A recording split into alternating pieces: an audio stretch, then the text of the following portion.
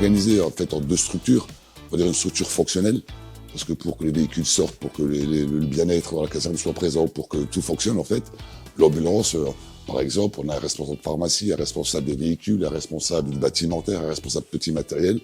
Eux doivent veiller à ce que l'ensemble du matériel, bâtimentaire comme opérationnel, soit toujours prêt à réagir dans les meilleures conditions possibles. Voilà. Ensuite, au niveau de l'opérationnel, les 24 pompiers, donc moi je suis chef d'unité opérationnelle, j'ai 2 adjoints sur lesquels je me repose, et après il y a toute une hiérarchie, on va dire, qui est proche de l'armée avec des officiers, sous-officiers et hommes du rang. Et là, on fonctionne à la garde ou à la strate, on est du mieux que possible un équipage qui est toujours bien disponible. Une des fiertés à Marange, c'est qu'il y a un vrai collectif, il y a une vraie entraide, vraiment. Chacun est co-responsable de ce que peuvent faire les autres. Moi je dis souvent, c'est comme si on avait une équipe de foot. Si les 11 joueurs sont pas sous le terrain et 5 sont sous le banc de touche, on peut pas gagner. Donc là, chacun contribue au maximum à la disponibilité. Et c'est d'ailleurs pour ça qu'on arrive cette année, on va même dépasser les 1200 interventions.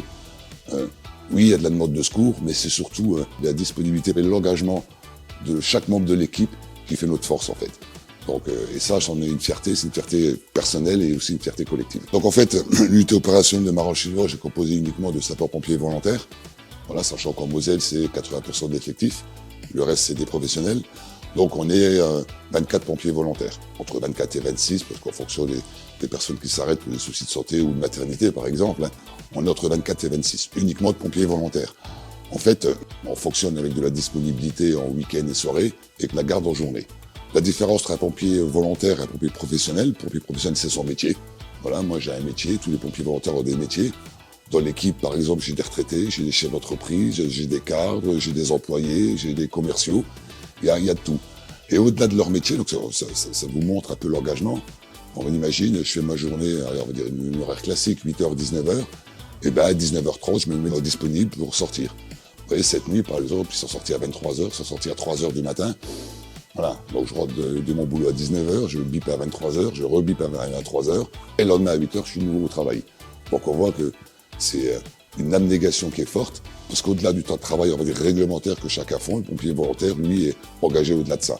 Sachant qu'il y a aussi certains pompiers professionnels, ce qu'on appelle le double statut, qui ont aussi un engagement volontaire.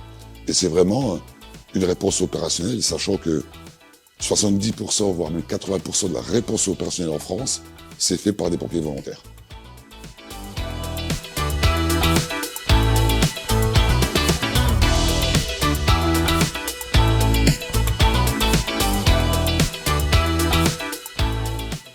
Alors les secteurs, en fait, on va dire que c'est le véhicule le plus près, le vecteur de secours le plus près et armé qui va répondre. De mémoire, dans les chiffres, on est autour de 20% sur Marange-Chilvange. Voilà, si je fais une deuxième barre, on est à 30% d'intervention sur les communes de Sémécourt, Mézières et Voipy. Et le reste, sur l'ensemble du bassin, sachant que le véhicule, le poste de commandement qui est derrière moi, lui peut aller jusqu'à Sarreguemines. Voilà. Sur le type d'intervention, 70% de nos interventions ont été faites sur du secours à personne. Voilà, 22% des interventions ont été faites sur de l'intervention diverses, comme les inondations, fuites d'eau.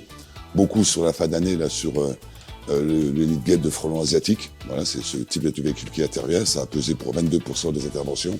6% pour de l'incendie et puis 2 à 3%, parce qu'on doit arriver à proche de 100% là, sur le véhicule poste de commandement, sur des grosses opérations sensibles ou significatives.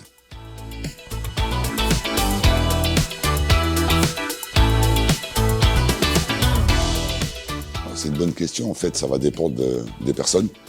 En fait, certaines vont être personnes plus sensibles à un contexte social et familial sur l'intervention.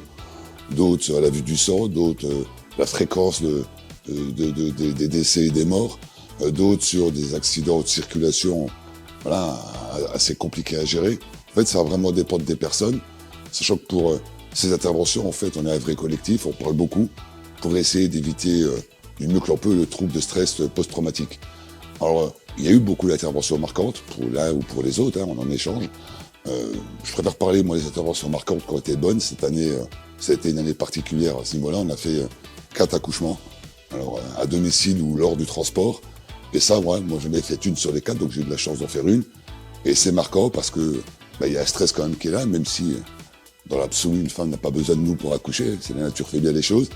Mais voilà, il y a un stress sur l'intervention, mais quand l'accouchement arrive, eh ben, c'est juste un moment magique, un moment de partage avec les parents et autres. Et ça, pour moi, voilà, c'est des interventions qui ont marqué tous ceux qui l'ont fait, puis un marquage, un marqueur plutôt positif et qui donne un autre sens que voilà, des tas de feux ou d'arriver sur des catastrophes humaines. Là, on contribue à donner la vie et c'est juste génial.